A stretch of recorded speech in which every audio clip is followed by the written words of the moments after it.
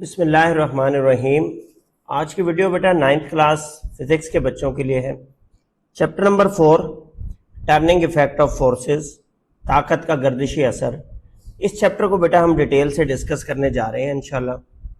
اب اس کا سٹارٹ کہاں سے ہوتا ہے بیٹا؟ سب سے پہلے وہ آپ کو فورس کے بارے میں بتاتا ہے۔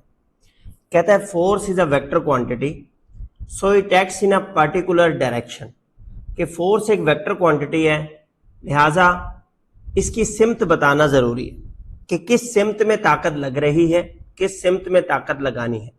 اگر آپ نے کسی کو کہنا ہے کہ میری گاڑی کو دھکا لگا دیں، طاقت لگا دیں، تو یقیناً آپ اس کی ڈائریکشن بتائیں گے کہ کس رخ میں طاقت لگانی ہے۔ پھر وہ لکھتا ہے we observe various effects of forces, ہم طاقت کے مختلف اثرات پڑھتے ہیں۔ سم فورسز پروڈیوس ایکسلریشن اور ڈیسلریشن ان اے باڈی، کچھ طاقتیں باڈی میں ایکسلریشن پیدا کرتے ہیں۔ What is acceleration? کہ اس کی سپیڈ کو بڑھاتی ہیں، اور ڈیسلریشن ان اے باڈی کہ اس کی سپیڈ کو کم کرتی ہیں۔ سم tend to turn it around a point, کچھ طاقتیں ان کا رخ بدل دیتی ہیں۔ And some forces balance each other acting in opposite direction, اور کچھ طاقتیں ایسی ہوتی ہیں جو مخالف سمت میں کام کر کے کسی طاقت کو بیلنس آؤٹ کر دیتی ہیں، اس کو برابر کر دیتی ہیں۔ All those forces which act parallel to one another، وہ تمام طاقتیں جو ایک دوسرے کے متوازی پیرالل کام کرتی ہیں انہیں پیرالل فورسز کہتے ہیں۔ Next beta like and in like parallel forces. اب لائک پیرالل فورسز اور ان لائک پیرالل فورسز میں کیا فرق ہے؟ آپ رائٹ سائڈ پر اسکرین پر اپنے ایک تصویر دیکھ رہے ہیں، فگر 4.1۔ اس میں آپ دیکھیں F1 جو طاقت ہے وہ اوپر کی سمت میں لگ رہی ہے، اور F2 طاقت بھی اوپر کی سمت میں لگ رہی ہے، جبکہ F3 طاقت جو ہے وہ نچلی سمت میں لگ رہی ہے، نیچے کی طرف لگ رہی ہے۔ تو وہ ڈیفینیشن میں لکھتا ہے if the parallel forces are acting in the same direction، اگر دو ایسی متوازی طاقتیں ہیں جو ایک ہی رخ میں لگ رہی ہیں جیسا کہ F1 اور F2، تو یہ لائک پیرالل فورسز کہلائیں گی۔ and if their direction are opposite to each other، اور اگر ان کی سمت ایک دوسرے کے مخالف ہے تو they are called in like parallel forces, جیسا کہ F1 اور F2 کے اپوزٹ سمت میں F3 لگ رہی ہے، تو لہٰذا F2 اور F3 کی اگر ہم ڈسکشن کریں تو F2 اور F3 in like parallel forces ہیں، جبکہ F1 اور F2 یہ دونوں طاقتیں لائک پیرالل فورسز ہیں چونکہ یہ ایک ہی سمت میں لگ رہی ہیں۔ نیکسٹ آپ کے پاس بیٹا ٹاپک ہے ایڈیشن آف فورسز، کہ فورس ویکٹرز کو کیسے ایڈ کیا جاتا ہے۔ فورس ویکٹرز کو جب بیٹا ایڈ کیا جاتا ہے تو ہیڈ ٹو ٹیل رول کو فالو کیا جاتا ہے۔ ہیڈ ٹو ٹیل رول میں آپ پہلے فرسٹ ویکٹر کو ڈرا کرتے ہیں، پھر سیکنڈ ویکٹر کو اس طریقے سے ڈرا کرتے ہیں کہ سیکنڈ ویکٹر کی ٹیل فرسٹ ویکٹر کے ہیڈ پر آ جائے۔ اسی طرح اگر آپ کے پاس تھرڈ ویکٹر ہے تو تب بھی آپ یہی کریں گے کہ تھرڈ ویکٹر کی ٹیل سیکنڈ ویکٹر کے ہیڈ پہ آ جائے، اور پھر ریزلٹنٹ ویکٹر کو فائنڈ آؤٹ کرنے کے لیے سب سے پہلے ویکٹر کی ٹیل اور آخری ویکٹر کے ہیڈ کو ملا دیا جاتا ہے، تو آپ کو ریزلٹنٹ ویکٹر مل جاتا ہے۔ ٹھیک ہے، تو یہاں پر وہ لکھتا ہے remember that the resultant is the same for any order of addition of vectors, کہ ریزلٹنٹ ویکٹر سیم ہی ہوتا ہے چاہے آپ ویکٹرز کو کسی بھی آرڈر میں ایڈ کر دیں۔ As forces are vectors so forces can also be added by had to tell, force vector quantity ہے لہٰذا انہیں ہیڈ ٹو ٹیل رول کے ذریعے ایڈ کیا جاتا ہے۔ اب آپ کو اس ایگزامپل سے یہ ظاہر کر کے دکھا دیں۔ ایگزامپل 4.1 میں 3 فورس ویکٹرز دیے گئے ہیں جن کا میگنیچیوڈ 200 نیوٹن، 300 نیوٹن اور 250 نیوٹن ہے۔ 200 نیوٹن والی فورس F1 30 ڈگری پہ لگ رہی ہے، 300 نیوٹن والی فورس 45 ڈگری پہ لگ رہی ہے، اور 250 نیوٹن والی فورس جو ہے 60 ڈگری پہ لگ رہی ہے۔ سب سے پہلے آپ بیٹا پیپر پہ بنانے کے لیے اسکیل چوز کریں گے۔ یہاں اسکیل چوز کیا گیا 100 Newton is equal to 1 centi metre, چونکہ آپ اپنے پیپر پہ 200 نیوٹن کی طاقت کے لیے ریپرزنٹیشن نہیں بنا سکتے، تو 200 سینٹی میٹر کی لائن نہیں بنا سکتے، اس لیے آپ نے 100 نیوٹن کو 1 سینٹی میٹر لے لیا، لہٰذا 200 نیوٹن کے لیے کتنے سینٹی میٹر کی لائن لگے گی؟ 2 سینٹی میٹر۔ 300 نیوٹن کے لیے اب اس اسکیل کے مطابق 3 سینٹی میٹر کی لائن، اور 250 نیوٹن کے لیے 2.5 سینٹی میٹر کی لائن لگے گی۔ کتنے اینگلز پہ لگیں گی؟ جو ان کے اینگلز ہیں۔ अब आप फिगर 4.2b में अगर देखें तो एक्स एक्सिस पे डी रख के 30 डिग्री के ऊपर F1 लाइन लगाई गई और F1 वेक्टर कितने सेंटीमीटर का ड्रॉ किया गया? 2 सेंटीमीटर। जब F1 वेक्टर ड्रॉ हो गया तो आपने यहां पर एक horizontal line parallel to X axis लगा लेनी है और उस पे 45 डिग्री के एंगल पे 3 सेंटीमीटर का आपने एरोहेड लगाया जो कि F2 को रिप्रेजेंट कर रहा है। उसके बाद आपने थर्ड वेक्टर को ड्रॉ करने के लिए horizontal line parallel to X axis draw की और डी रख के 60 डिग्री पे थर्ड वेक्टर ड्रॉ किया 2.5 सेंटीमीटर का। 250 न्यूटन के लिए कितना ड्रॉ किया? 2.5। अब पहले वेक्टर की टेल O ओरिजिन से लेकर और F3 वेक्टर के हेड से मिला दिया गया जो कि आपका रिजल्टेंट वेक्टर आ गया 7.1 सेंटीमीटर नापने पे हमें पता चला और इसका नाम हमने क्या रख दिया? F। इसका मतलब है F is equal to F1 plus F2 plus F3।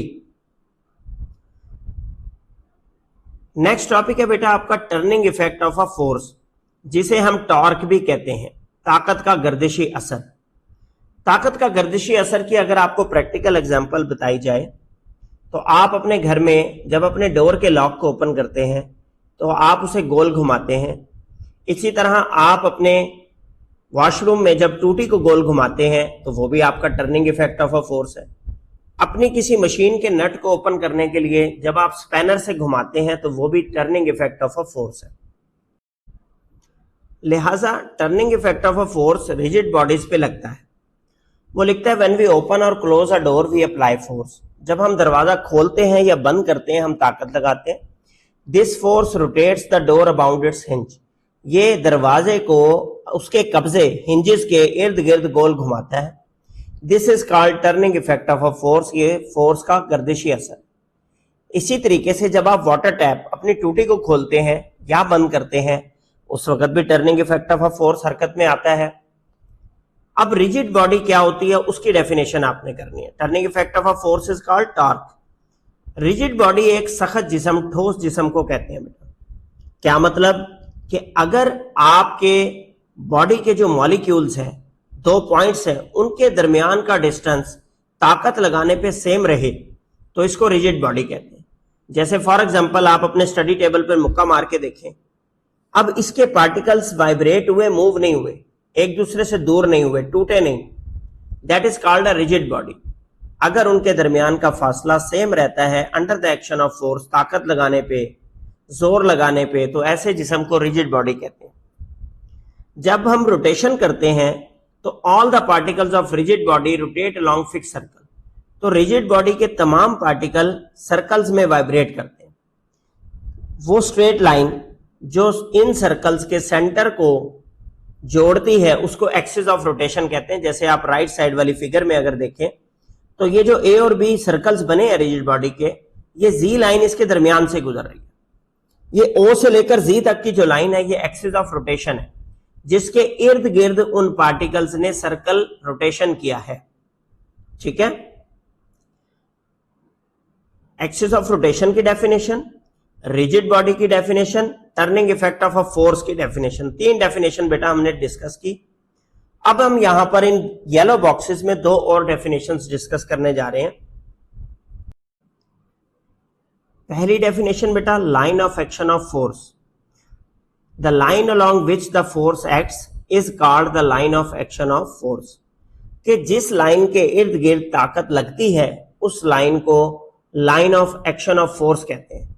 ठीक है, कि ताकत के अमल करने की लाइन, ताकत के अमल करने का रुख, और जो परपेंडिकुलर डिस्टेंस होता है line of action of force का घूमने वाली जगह से, from the axis of rotation से, जिस पॉइंट के गिर्द घूम रही है चीज, इसको बेटा moment arm of the force कहते हैं या सिंपली मोमेंट आर्म भी कह सकते हैं सादा अल्फाज में। ठीक है, the perpendicular distance of line of action of force from the axis of rotation, it is known as moment arm of the force या सिंपली मोमेंट आर्म।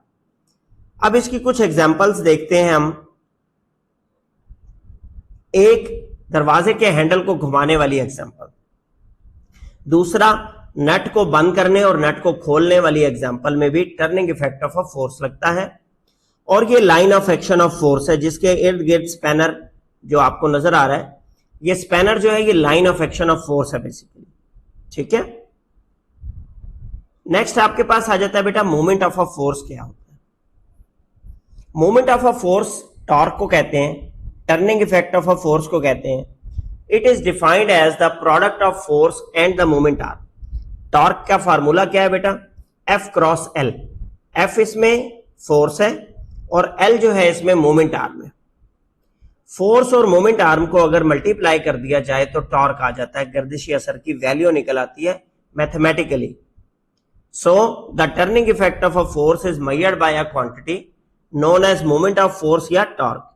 ये जो निशान है जिसके ऊपर टी के ऊपर अलिफ मदा डला हुआ है, इसे टॉ बोलते हैं बेटा। टॉ is the torque and L is the moment arm.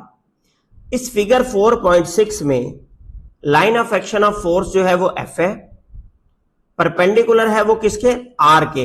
What is R, moment arm. ये मोमेंट आर्म है एक्सिस से लेकर P तक, O से लेकर P तक, और F जो है वो एरो हेड आपको ऊपर दिखाया है, ये फोर्स है, ठीक है। Torque of a force is zero when the line of action of force passes through the axis of rotation. अगर आपका line of action of force axis of rotation से गुजर रहा हो तो उसका मोमेंट आर्म जो है वो जीरो हो जाएगा, उसका टॉर्क जो है वो बेटा क्या हो जाएगा, जीरो। अच्छा, अगर आपकी बॉडी एंटी क्लॉकवाइज रोटेट कर रहे हैं, आप एंटी क्लॉकवाइज ताकत लगा रहे हैं, घुमा रहे हैं, तो फिर टॉर्क को हमेशा पॉजिटिव लेना है। और अगर आप क्लॉकवाइज घुमा रहे हैं तो फिर टॉर्क को क्या लेना है, नेगेटिव। फॉर एग्जांपल, आप अपने स्पैनर से नट को बंद कर रहे हैं तो बंद आप क्या करते हैं, क्लॉकवाइज करते हैं, जिस रुख में घड़ी की सुई घूमती है। तो इस तरह की टॉर्क को आपने वैल्यू क्या लेनी है, नेगेटिव। और जब आप इसी नट को खोल रहे होते हैं तो एंटी क्लॉकवाइज खोलते हैं, इसको बेटा क्या लेना है, नेगेटिव लेना, पॉजिटिव लेना। एंटी क्लॉकवाइज को पॉजिटिव लेना है और क्लॉकवाइज को क्या लेना है बेटा, नेगेटिव। ऐसा यूनिट जो है टॉर्क का क्या कहलाता है, न्यूटन मीटर। कैसे बनता है ये न्यूटन मीटर, लेकिन टॉर्क बराबर है F क्रॉस L, तो फोर्स के लिए न्यूटन आ गया और L के लिए क्या आ गया बेटे, मीटर आ गया, ठीक है। नेक्स्ट है बेटा आपके पास कपल फोर्स क्या होती है। कपल कहते हैं बेटा जोड़े को। तो एक ऐसी ताकत जो जोड़े में लग रही हो, ठीक है, पेयर में लग रही हो, दो रुख से लग रही हो, दो तरफ से लग रही हो। जैसे जब आप अपनी गाड़ी का स्टीयरिंग व्हील घुमाते हैं तो आपने दोनों हाथों से स्टीयरिंग व्हील पकड़ा होता है। एक रुख में आप स्टीयरिंग व्हील को सीधे हाथ से नीचे करते हैं तो लेफ्ट वाला ऊपर चला जाता है, और अगर लेफ्ट वाले को नीचे करते हैं तो राइट वाला हाथ आपका ऊपर चला जाता है। इस तरह की लगने वाली ताकत को क्या कहते हैं बेटा, कपल फोर्स कहते हैं। तो इस येलो बॉक्स में देखें डेफिनेशन लिखता है वो, when two equal and opposite parallel forces act at two different points of the same body they form a couple. जब दो बराबर ताकतें जो कि पैरेलल फोर्सेस भी हैं, दो डिफरेंट पॉइंट्स पे लगती हैं बॉडी के, ठीक है, ऑपोजिट सिमत में लगती हैं, तो फिर ये क्या कहलाती हैं, कपल कहलाती हैं। Anti parallel forces, opposite parallel forces, हुजम उनका बराबर हो, मैग्नीट्यूड उनका बराबर हो, ताकत उनकी बराबर हो, लेकिन वो डिफरेंट पॉइंट्स पर ऑपोजिट डायरेक्शन में लग रही हो बॉडी पे, तो वो क्या कहलाएंगी बेटा, कपल फोर्स कहलाएंगी। Steering wheel of a vehicle की यहां पर एग्जांपल दी गई है। While turning a vehicle a couple is applied on the steering wheel, ठीक है। एक साइड से आप उसे नीचे घुमाते हैं और दूसरी साइड से वो क्या है, ऊपर घुमाते हैं आप। अब टॉपिक है बेटा resolution of forces. Resolution of forces का मतलब है कि फोर्स वेक्टर को डिवाइड करना उसके कंपोनेंट्स में। To divide a force into its components it is known as resolution of force vector. ये लाइन आप करेंगे तो ये इसकी डेफिनेशन हो जाएगी कि जब आप फोर्स वेक्टर को डिवाइड करते हैं उसके कंपोनेंट्स में, उसके टुकड़ों में, उसके हिस्सों में, तो वो कहलाता है बेटा resolution of a force. Force को रिजॉल्व करना, उसके पीसेस में डिवाइड करना। Usually a force is resolve into two components. Normally हम दो कंपोनेंट्स में उसको डिवाइड करते हैं, जो दोनों कंपोनेंट्स एक दूसरे के परपेंडिकुलर होते हैं। इन परपेंडिकुलर कंपोनेंट्स को rectangular components of a force vector कहते हैं। राइट साइड पे अगर आप फिगर में देखें, ये जो ब्लू लाइन O से लेकर C तक आपको नजर आ रही है, ये फोर्स वेक्टर है। जब आपने इससे नॉर्मल गिराया एक्स एक्सिस पे, तो O से लेकर A तक जो कंपोनेंट बना वो आपका Fx कंपोनेंट बना, ठीक है। इसी तरह जब आपने उसके से नॉर्मल गिराया वाई एक्सिस पे, तो ओ से लेकर बी तक जो कंपोनेंट आपका बना वो क्या कहलाया, एफ वाई कंपोनेंट कहलाया। अब इसकी डिटेल देखें, लेफ्ट साइड पे लिखी हुई है, let us resolve a force F into its perpendicular components, कि हम एक फोर्स एफ वेक्टर को उसके परपेंडिकुलर कंपोनेंट्स में तोड़ते हैं। A force F acting on a body at an angle theta with x axis is shown in figure 4.11a। तो ये फोर्स वेक्टर ओ से लेकर सी तक आपको शो करवाया गया जो एंगल थीटा बना रहा है with x axis. Imagine a beam of light is placed above the vector F. आपने एक टॉर्च जो है वेक्टर एफ के ऊपर रखी, जब रखी तो उसने अपना साया बनाया एक्स एक्सिस पे। It will cast a shadow O A of a vector F on to X axis. उसने अपना साया गिराया एक्स एक्सिस पे ओ से लेकर ए तक। यहां ओ से लेकर ए तक आप उसे क्या कहते हैं, x component of a force F. इसी तरीके से जब इस बीम ऑफ लाइट को आप राइट साइड पर लेकर आए और यहां से आपने रोशनी मारी, तो वाई एक्सिस पे साया बना ओ से लेकर बी तक, जिसको आप फोर्स का वाई कंपोनेंट कहते हैं या परपेंडिकुलर कंपोनेंट कहते हैं। ठीक है। A component of a vector is it's effective value in a given direction. Component का क्या मतलब है कि उस वेक्टर की असर जो किसी एक डायरेक्शन में निकाला जा सकता है उसको उसका कंपोनेंट कहते हैं। एक्स और वाई कंपोनेंट जो है they can be practically drawn simply by dropping perpendicular from the tip of vector F. तो इस तस्वीर में आप देखें, हमने क्या करना है, जहां पर वेक्टर एफ की टिप आ रही होगी वहां से परपेंडिकुलर एक्स एक्सिस पे भी गिरा दें और वहां से परपेंडिकुलर वाई एक्सिस पे भी गिरा दें, तो perpendicular component automatically F x और एफ वाई आपके पास बन जाएंगे। अब आपको बेटा ट्रिग्नोमेट्री में एक राइट एंगल ट्राइंगल सॉल्व करने का फार्मूला बताया जाता है। अगर नहीं याद तो मैं एक बार रिवाइज करवा देता हूं। देखें, ये राइट एंगल ट्राइंगल बन रही है ओ सी ए। इसमें परपेंडिकुलर आपका एफ वाई है, हाइपोटेन्यूज आपका एफ है और बेस आपका एफ एक्स। हाइपोटेन्यूज का स्क्वायर बराबर होता है बेस का स्क्वायर प्लस परपेंडिकुलर का स्क्वायर। इसी तरीके से एक सेंटेंस है, some people have curly brown hair through proper brush. Some से sine theta, people have perpendicular over hypotenuse. Sine theta बराबर होता है बेटा perpendicular over hypotenuse. Curly brown hair cos theta is equal to base over hypotenuse through proper brush. tan theta is equal to perpendicular over base. इसकी बुनियाद पर आपने यहां पर इनकी वैल्यूज निकाली। Cos theta curly brown hair, तो base over hypotenuse, base की वैल्यू एफ एक्स है, हाइपोटेन्यूज की वैल्यू एफ है बेटा।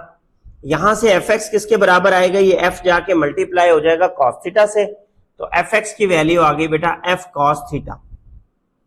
इसी तरह साइन थीटा मैंने आपको बताया, some people have perpendicular over hypotenuse. Perpendicular उस फिगर में एसी है और हाइपोटेन्यूज ओसी है। एफ वाई ओवर एफ उनके नाम बदल दिए, ये एफ जाके राइट साइड पे मल्टीप्लाई हुआ तो एफ वाई किसके बराबर आ गया, एफ साइन थीटा के बराबर आ गया। ये ट्रिग्नोमेट्रिक रेशियोज बनी हुई है जिसकी मैं बात बता रहा था आपको। देखें, sign theta perpendicular over hypotenuse, cosine theta base over hypotenuse, tangent theta perpendicular over base. इसके लिए बेटा आप एक सेंटेंस याद कर लें, सारी जिंदगी आपके काम आएगा। Some people have curly brown hair through proper brush. Some से sine theta perpendicular over hypotenuse, curly brown hair C B और H, tangent through proper brush T P और बी। ठीक है,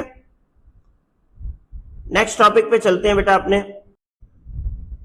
नेक्स्ट टॉपिक है बेटा हमारा determination of a force from its perpendicular components. इससे पिछले टॉपिक में हमने एक फोर्स वेक्टर को दो कंपोनेंट्स में तोड़ा था। एक का नाम हमने एफ एक्स रखा, दूसरे का नाम हमने एफ वाई रखा और हमारी ट्राइंगल ओ ए सी थी। ठीक है, जिसमें हाइपोटेन्यूज ओ सी था, बेस आपका ओ से लेकर ए तक था और परपेंडिकुलर आपका ए से लेकर सी तक। अब आपने उन परपेंडिकुलर कंपोनेंट्स की मदद से फोर्स वेक्टर को दोबारा वैल्यू कैलकुलेट करके देनी है। तो आप उन परपेंडिकुलर कंपोनेंट्स की मदद से मैग्नीट्यूड और डायरेक्शन निकाल सकते हैं फोर्स वेक्टर का by applying Pythagoras theorem. Hypotenuse का स्क्वायर बराबर होता है बेटा बेस का स्क्वायर प्लस परपेंडिकुलर का स्क्वायर। आप ऊपर से उठा के वो वाली ट्राइंगल यहां दोबारा बना लेंगे ओ ए सी वाली। तो ओ सी आपका हाइपोटेन्यूज है, ओ ए आपकी बेस है और ए सी आपका परपेंडिकुलर है। ओ सी का नाम हमने रखा हुआ था एफ, एफ स्क्वायर हो गया is equal to O A F X का स्क्वायर और ACFY का स्क्वायर। F के ऊपर से स्क्वायर कैंसिल करने के लिए दोनों साइड पे अंडर रूट लिया, तो F की वैल्यू आ गई बेटा fx square plus FY square whole under root. अब आपको डायरेक्शन थीटा निकालनी है। डायरेक्शन निकालने के लिए बेटा आपने फार्मूला लगाया tan theta is equal to FY over FX। तो यहां से थीटा की वैल्यू आपके पास आ जाएगी tan inverse of FY over FX। तमाम न्यूमेरिकल्स में ये दोनों फार्मूले बेटा इस्तेमाल होंगे, इनको आप याद दहानी कर लें। F is equal to FX square plus FY square whole under root, theta is equal to tan inverse of FY over FX। ठीक है, नेक्स्ट आपके पास टॉपिक है बेटा प्रिंसिपल ऑफ मूवमेंट्स। मूवमेंट्स का असूल, हरकत का असूल क्या है। तो मूवमेंट्स को, प्रिंसिपल ऑफ मूवमेंट्स को अंडरस्टैंड करने के लिए एक एक्टिविटी परफॉर्म करते हैं। आपने बेटा अपने पार्क्स में, हो सकता है आपके स्कूल के ग्राउंड में, प्ले ग्राउंड में इस तरह का सीसा बना हुआ हो। ये दरमियान में वेज है, centre of gravity red colour का, और ये ऊपर एक रॉड है जिसे बैलेंस किया गया है। लेफ्ट साइड पे दो वेट्स हैं W1 और W2, और राइट साइड पे एक वेट है W3। W3 से लेकर सेंटर ऑफ ग्रेविटी तक फासला जो है मोमेंट आर्म L3 है, W2 से फासला L2 है, और W1 से फासला L1 है। अब इस रॉड को बैलेंस करना है। इस रॉड को बैलेंस करने का तरीका क्या है, principle of moments. Principle of moments आपको कहता है कि टोटल क्लॉकवाइज मोमेंट्स बराबर होनी चाहिए टोटल एंटी क्लॉकवाइज मोमेंट्स के। अब यहां पर क्लॉकवाइज मोमेंट्स कौन सी हैं? देखें बेटा, अगर ये वेट 3 नीचे को झुकता है तो रॉड आपका राइट साइड पे नीचे को झुका, तो घड़ी की सुई आपकी इसी तरफ घूमती है, ये क्लॉकवाइज मोमेंट है। अगर आपका रॉड लेफ्ट साइड पे झुकता है, W1 और W2 की साइड पे नीचे झुकता है, तो ये क्या हो जाएगा, आपका एंटी क्लॉकवाइज मोमेंट हो जाएगा। और एंटी क्लॉकवाइज मोमेंट जो है घड़ी के सिमत के अपोजिट होता है। अब यहां पर आप देखें तो वो लिखता है the weights W1 and W2 tend to rotate the rod anti clockwise and weight W3 tend to rotate it clockwise. The value of the moment of weights are W1 into L1 पहली value हो गई, W2 into L2 दूसरी value हो गई। ये दोनों को add करेंगे तो ये क्या आ जाएंगी, एंटी क्लॉकवाइज मोमेंट। और टोटल क्लॉकवाइज मोमेंट क्या है, क्लॉकवाइज वाली साइड पे बेटा एक ही वेट है W3, तो W3 मल्टीप्लाई बाय L3। तो आप फार्मूला लिखेंगे कि टोटल क्लॉकवाइज मोमेंट बराबर है टोटल एंटी क्लॉकवाइज मोमेंट के, लिहाजा W1 into L1 plus W2 into L2 बराबर है W3 इंटू L3। इस प्रिंसिपल को बेटा प्रिंसिपल ऑफ मोमेंट्स कहते हैं। डेफिनेशन आ जाए तो आपने कैसे लिखनी है, when a body is in balanced position the sum of clockwise moment about any point equal the sum of anti clockwise moment about that point. कि जब भी कोई जिस्म बैलेंस में होगा हवा में, तो हमेशा उसकी क्लॉकवाइज मोमेंट्स और उसकी एंटी क्लॉकवाइज मोमेंट्स बराबर होंगी, तभी वो बैलेंस हो। अब बच्चे पार्क में सीसा झूला लेते हैं, आप देखें एक तरफ पे भारी बच्चा बैठ जाए, एक तरफ पे हल्का, तो वो क्या करता है, हल्के वाला बच्चा जरा आगे आ जाता है बैलेंस करने के लिए। जब वो मोमेंट आर्म को कम करेगा, ऑटोमेटिकली जो है आपका सीसा क्या हो जाता है, बैलेंस हो जाता है। नेक्स्ट आपके पास बेटा टॉपिक है centre of gravity and centre of mass. Centre of gravity और सेंटर ऑफ मैस की आपने डेफिनेशन याद करनी है। सेंटर ऑफ ग्रेविटी बेटा किसी जिस्म का वो पॉइंट है, वो नुक्ता है जहां उसका तमाम का तमाम वजन जमीन की तरफ झुक जाए। Centre of gravity is that point where total weight of the body appears to be acting downward. जहां उसका तमाम वजन जमीन की तरफ झुकता हुआ नजर आए, उसको क्या कहते हैं बेटा, सेंटर ऑफ द ग्रेविटी। और वेट W की वैल्यू क्या होती है, m इंटू जी, तो मैस इंटू ग्रेविटेशनल कांस्टेंट की वैल्यू जो कि 10 मीटर पर सेकंड स्क्वायर होती है। ठीक है, अगर एक बॉडी को सपोर्ट किया जाए उसके सेंटर ऑफ ग्रेविटी पे, तो वो हवा में खड़ी हो जाएगी, वो हवा में खड़ी हो जाएगी। ठीक है, अब आपके कुछ यहां पर शेप्स दी गई हैं जिनकी सेंटर ऑफ ग्रेविटी डिस्कस की गई है। स्क्वायर या रेक्टेंगल की सेंटर ऑफ ग्रेविटी निकालने का क्या तरीका है, आप उसके डायगोनल्स ड्रॉ करें, सेंटर से उसके लाइन लगाएं, एक पहले कोने से चौथे पे और दूसरे कोने से तीसरे पे। जहां ये दोनों डायगोनल इंटरसेक्ट करेंगे सेंटर में, इस पॉइंट को point of intersection of the diagonal कहते हैं। अगर आप किसी स्क्वायर को सेंटर पे, बिल्कुल उसके डायगोनल्स के सेंटर पे उंगली पे खड़ा कर लें, تو یہ اسکوائر چیز ہوا میں کھڑی ہو جائے گی. آپ اپنی بک کو اپنی انگلی پر کھڑا کر کے دیکھیں.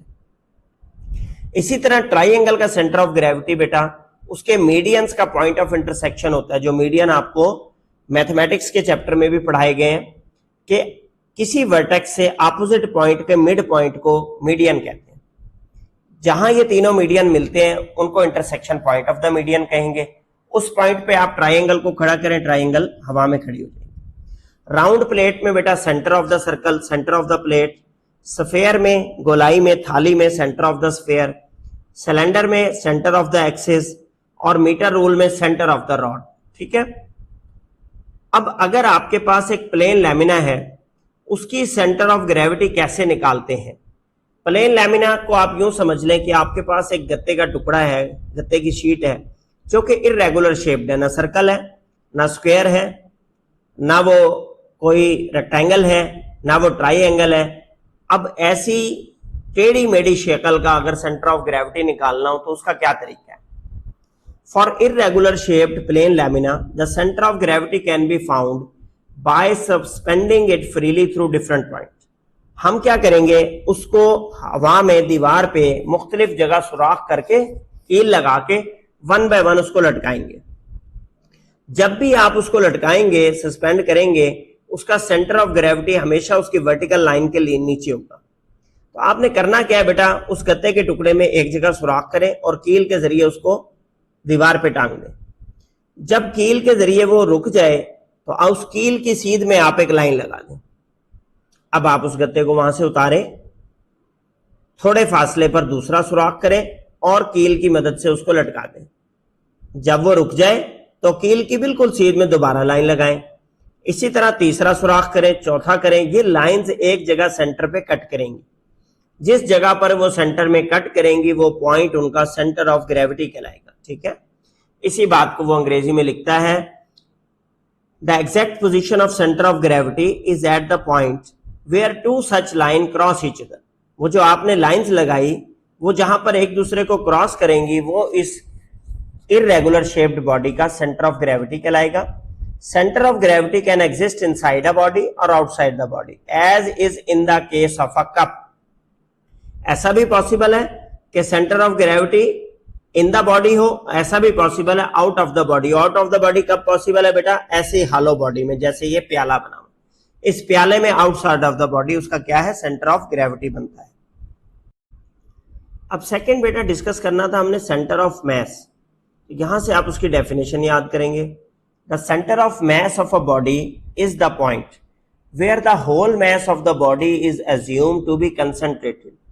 کسی جسم کا سینٹر آف میس بیٹا وہ نقطہ ہوتا ہے جہاں ہمیں فیلنگ آئے کہ تمام میس اس کا یہیں پر ہے, مرکز یہیں پر ہے, سارا کا سارا حجم اسی نقطے پر نظر آ رہا ہے, تو that is called it's centre of mass.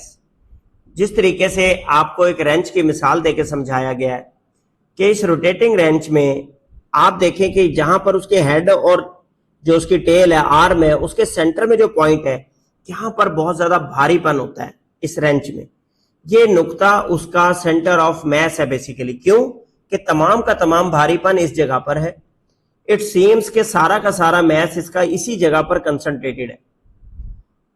ایک اور پوائنٹ امپورٹنٹ جو آپ کو یاد کر لینا چاہیے وہ کہ آن دا سرفیس آف ارتھ جہاں جی کی value 10 metre per second square uniform رہتی ہے, تو سینٹر آف گریوٹی اور سینٹر آف میس کسی آبجیکٹ کا تقریباً ایک جیسا ہوتا ہے. ہاں, جب آپ اس کو زمین سے دور لے کر جاتے ہیں تو پھر سینٹر آف گریوٹی اور سینٹر آف میس چینج ہونا شروع ہو جاتا ہے. نیکسٹ بیٹا ہمارے پاس ٹاپک ہے اکلیبریم. اکلیبریم کہتے ہیں بیٹا توازن کو. توازن کب آتا ہے؟ توازن آتا ہے کسی جسم میں تب جب وہ اس کے اوپر لگنے والی تمام طاقتوں کا حل resultant of the forces zero ہو, تب وہ توازن میں آ جاتی ہیں. If a number of forces act on a body such that their resultant is zero, اگر کسی جسم پر لگنے والی طاقتوں کا مجموعہ صفر آ رہا ہو, the body remains at rest, تو وہ جسم رکا رہے گا یا اپنی موشن کو کنٹینیو رکھے گا جس موشن میں وہ پہلے ہے, یونیفارم ویلوسٹی میں. This state of the body is known as equilibrium. اس کو توازن کہتے ہیں. اس کو کیا کہتے ہیں؟ توازن کہتے ہیں. جس کو شارٹ کٹ میں آپ کیسے لکھ سکتے ہیں ڈیفینیشن میں, a body is said to be in equilibrium if it has no acceleration, कि अगर किसी जिस्म में कोई एक्सेलरेशन नहीं पाई जाती तो ये जिस्म इक्विलिब्रियम या तवाजुन में कहलाएगा। एक्सेलरेशन ना पाने से मुराद क्या है बेटा, कि उसमें कोई वेलोसिटी का चेंज नहीं है, कोई उसकी स्पीड की तब्दीली नहीं है। दो किस्म की इक्विलिब्रियम हमारे मुशाहिदे में आती है बेटा, पहली स्टैटिक इक्विलिब्रियम, दूसरी डायनामिक इक्विलिब्रियम। तो यहां से ये डेफिनेशन हो जाएंगी दो टाइप्स इसकी। अब स्टैटिक इक्विलिब्रियम क्या होती है, जब एक जिस्म बिल्कुल हरकत में नहीं होता, a body at rest is in static equilibrium whereas a body moving with uniform velocity is in dynamic equilibrium. Static equilibrium तब होती है जब बॉडी रेस्ट में होती है, और अगर एक जिस्म यूनिफॉर्म वेलोसिटी से हरकत कर रहा है, वेलोसिटी चेंज नहीं कर रहा, तो उसको डायनामिक इक्विलिब्रियम कहते हैं। अब स्टैटिक इक्विलिब्रियम की मिसाल आपके कमरे में लगी हुई सीनरी, आपकी किताब जो कि आपके टेबल पे पड़ी हुई है। अब कमरे में लगी हुई सीनरी बेटा रेस्ट पे है, और देखें ये बिल्कुल हरकत नहीं कर रही, इस पे लगने वाली तमाम ताकतें बैलेंस हुई हुई है।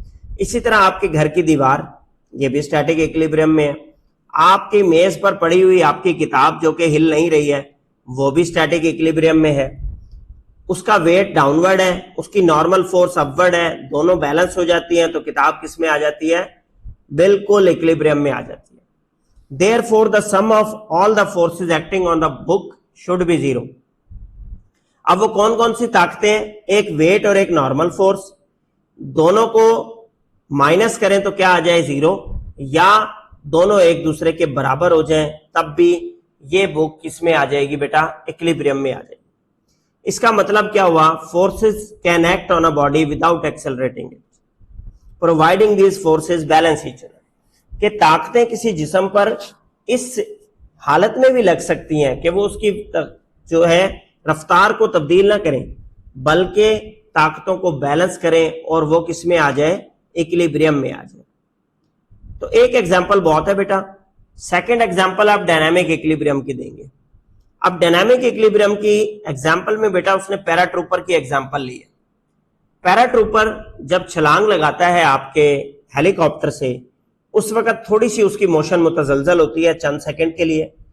जैसे ही उसका पैराशूट ओपन होता है और उसमें हवा भर जाती है, तो वो भरने वाली हवा और इस शख्स का वेट नीचे की तरफ डाउनवर्ड, ये दोनों जब बैलेंस हो जाते हैं तो पैराशूट टर्मिनल वेलोसिटी के साथ एक यूनिफॉर्म वेलोसिटी के साथ नीचे आना शुरू हो जाता है। इस टर्मिनल वेलोसिटी या यूनिफॉर्म वेलोसिटी की हालत को क्या आप कह सकते हैं, डायनामिक इक्विलिब्रियम कहते हैं। क्यों?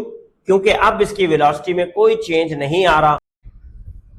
नेक्स्ट बेटा हमारा टॉपिक है कंडीशंस ऑफ इक्विलिब्रियम। दो कंडीशंस इक्विलिब्रियम की हम डिस्कस करेंगे।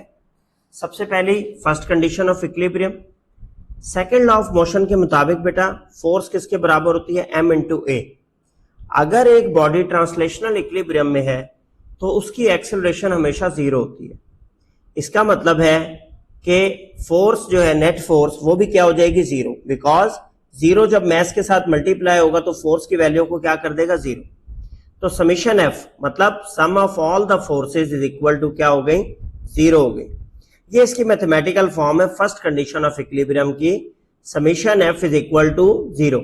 ये जो समीशन का साइन है बेटा जिसे मैं हाईलाइट कर रहा हूं, ये क्या होता है, सम ऑफ वैल्यूज। किसके लिए इस्तेमाल होता है, सम ऑफ वैल्यूज। इसका क्या मतलब है, F1 plus F2 plus F3 plus F4 जितनी भी फोर्सेज हैं उनको सम करें तो उसकी आंसर क्या आ रहा है बेटा, जीरो आ रहा है। अब इसकी डेफिनेशन कैसे लिखी जाएगी, a body is said to be in translational equilibrium, कि एक body first condition of equilibrium या ट्रांसलेशनल इक्विलिब्रियम में होती है if the vector sum of all the external forces acting on it is zero.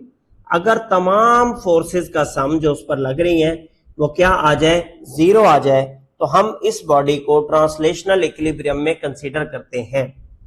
फर्ज करें कि एक जिस्म पर F1 F2 F3 से लेकर बहुत सारी फोर्सेस लग रही, ठीक है।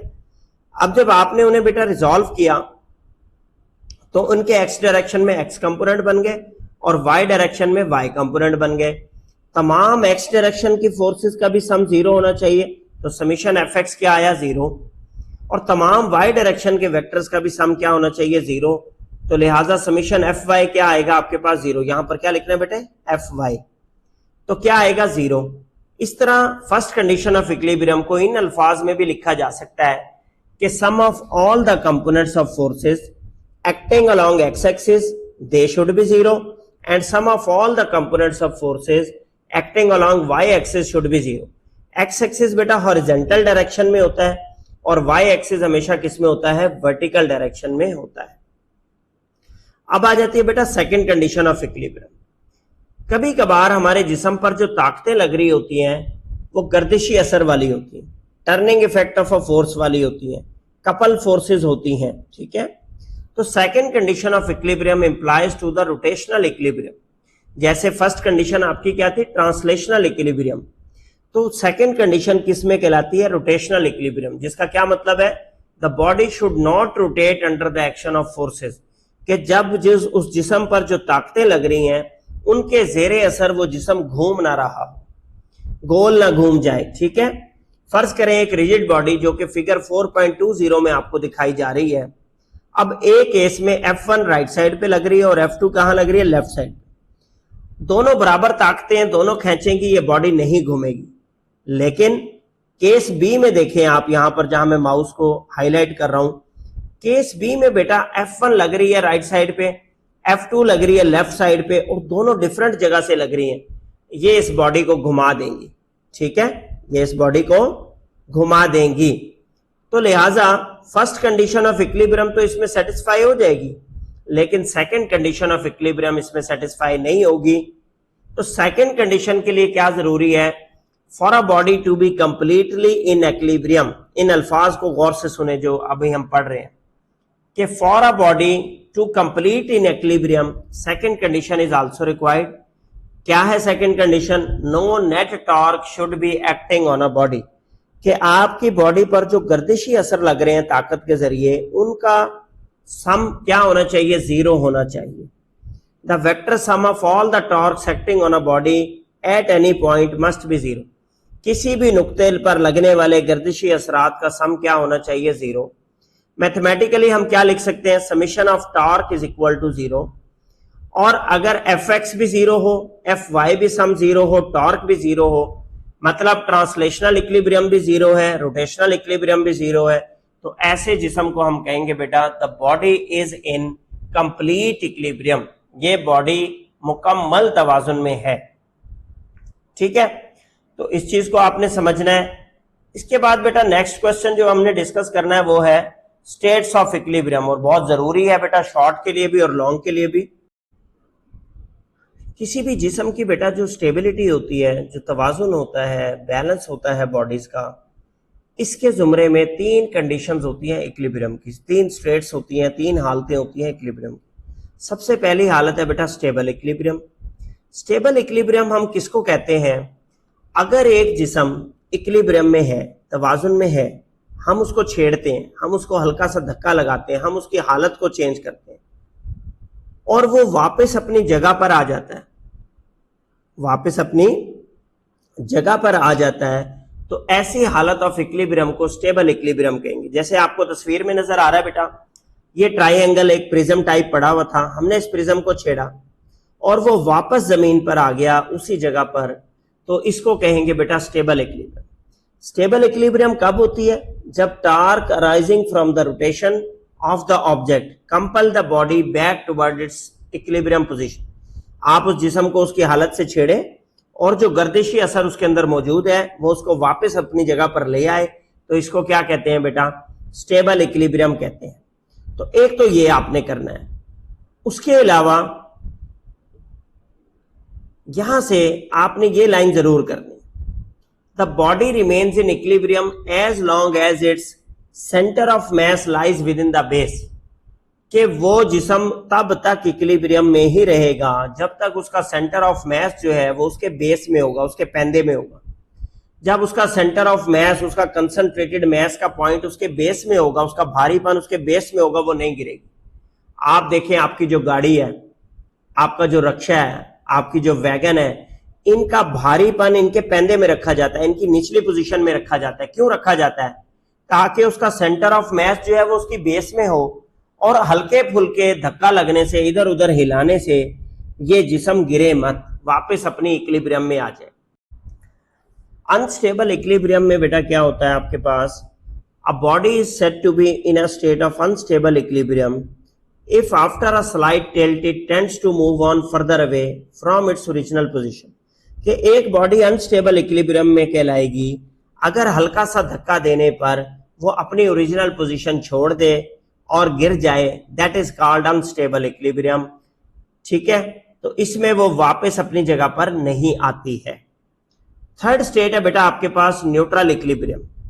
न्यूट्रल इक्विलिब्रियम में क्या होता है बेटा, अ body is in neutral equilibrium if it comes to rest in its new position after disturbance without any change in its center of mass। कि अगर आपने एक जिस्म की पोजीशन को छेड़ा और वो अपनी नई पोजीशन में जाकर रुक गया, अपनी नई पोजीशन में जाकर रुक गया, तो इसको बेटा न्यूट्रल इक्विलिब्रियम कहते हैं। जैसा कि आप एक गेंद को फेंकते हैं, एक गेंद जमीन पर पड़ी है, आपने हाथ से लुढ़का दी, वो नई जगह पर जाकर रुक गई, that is called neutral equilibrium, that is called neutral equilibrium। तो ये बेटा 3 states of equilibrium है जिसको आपने इनके डिफरेंसेस याद करने हैं लाजमी। कहता है इंप्रूवमेंट ऑफ स्टेबिलिटी। स्टेबिलिटी को कैसे बढ़ाया जा सकता है?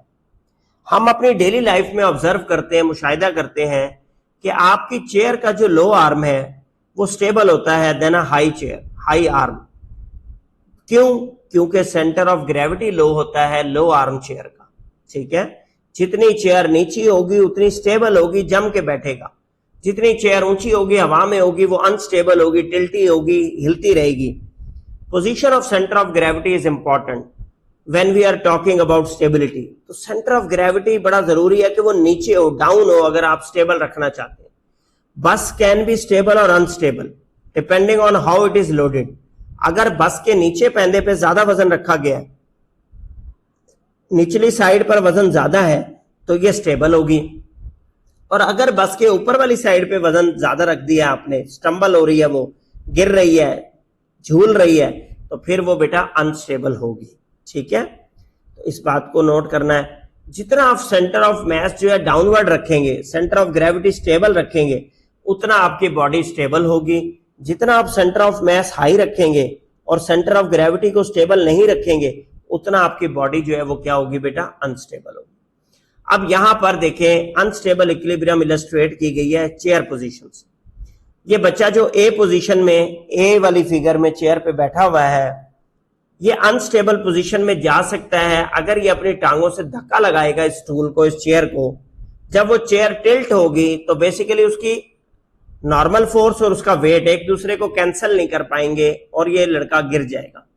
ठीक है, जबकि ए वाली फिगर में अगर आप देखें तो वो आराम से अपनी जगह पर बैठा है, बिकॉज उसकी नॉर्मल फोर्स और उसकी वेट ने एक दूसरे को कैंसिल किया हुआ है, बैलेंस आउट किया हुआ है। हमारी नॉर्मल लाइफ में एप्लीकेशन स्टेबिलिटी की हमें कहां नजर आती है? ये कुछ खिलौने हैं आपके सामने आपको दिखाने के लिए। अब देखें ये जो ए फिगर में टॉय बना हुआ है और बच्चे ने वो एक रॉड पकड़ा हुआ है कर्व टाइप का, ये कैसे स्टेबल है? ये इसलिए स्टेबल है कि इसकी क्लॉकवाइज और एंटी क्लॉकवाइज मूवमेंट्स को बराबर किया गया है। इसकी क्लॉकवाइज और एंटी क्लॉकवाइज मूवमेंट्स को बराबर किया है।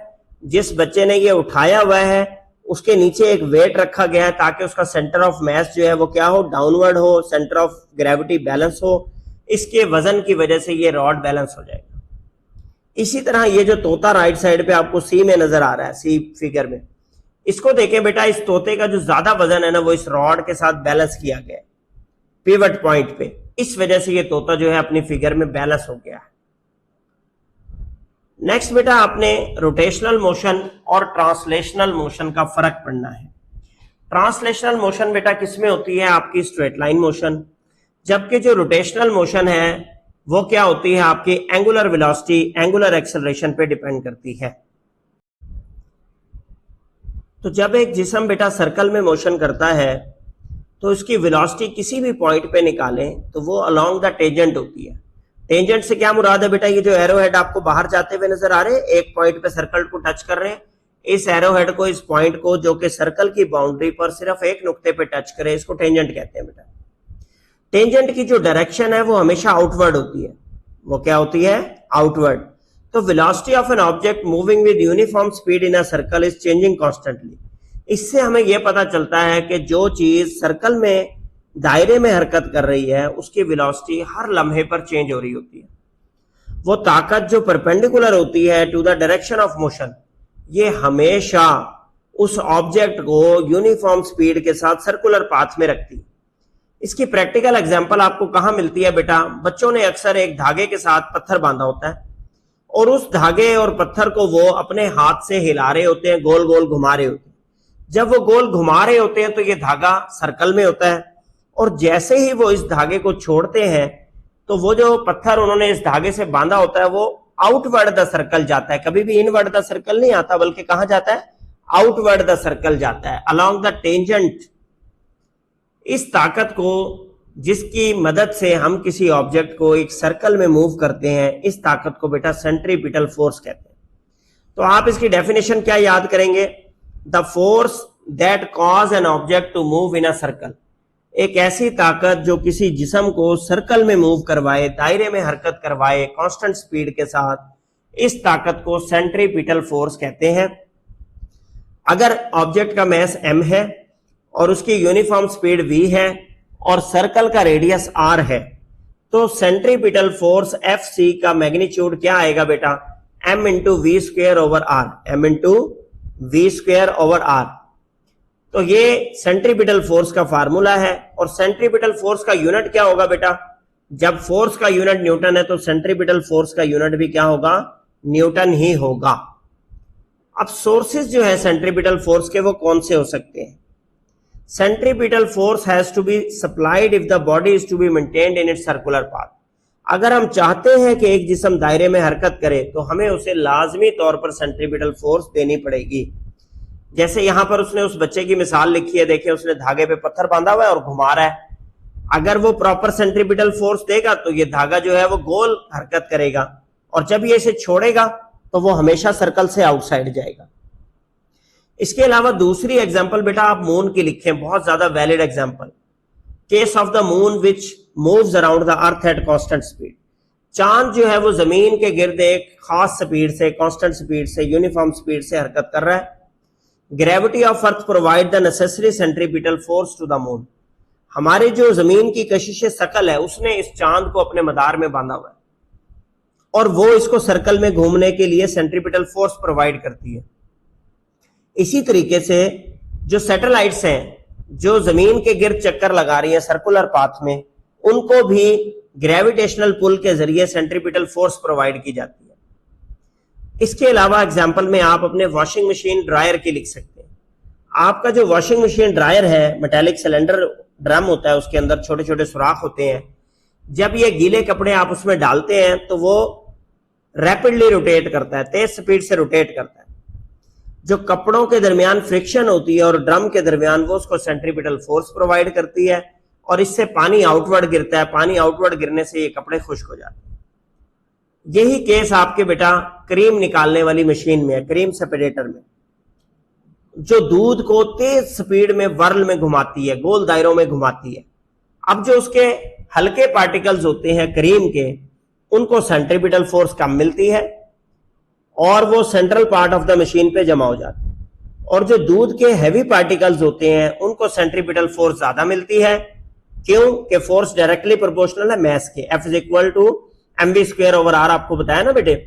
तो मैस के डायरेक्टली प्रोपोर्शनल। जिस पार्टिकल का मैस ज्यादा होगा उसकी सेंट्रीपिटल फोर्स भी ज्यादा होगी, जिस पार्टिकल का मैस कम होगा उसकी सेंट्रीपिटल फोर्स भी क्या होगी बेटा? कम। रेडियस r के सर्कल में दूध कहां पर आ जाएगा आपका? सर्कुलर मोशन कम रेडियस वाले। इस तरीके से टुवर्ड्स द वॉल मूव करना शुरू कर देगा। ठीक है, क्रीम दरमियान से नीचे चली जाएगी और जो दूध है आपका वो साइडों पर आ जाएगा। इस तरीके से क्रीम सेपरेट हो जाएगी। ये बेटा हमारा चैप्टर नंबर 4 था 9th क्लास फिजिक्स का। तमाम टॉपिक्स को हमने डिस्कस करने की कोशिश की। न्यूमेरिकल्स की वीडियो पहले ही चैनल पे लोड कर दी जा चुकी है। आप 9th क्लास की फिजिक्स प्लेलिस्ट में जाएं, न्यूमेरिकल की वीडियो मौजूद है, वहां से न्यूमेरिकल सॉल्व करें। अगर आपका कोई क्वेश्चन हो, कोई कमेंट हो, कोई बात समझ ना आ रही हो तो आप कमेंट सेक्शन में पूछ लें, इंशाल्लाह वहां पे क्लियर कर देंगे।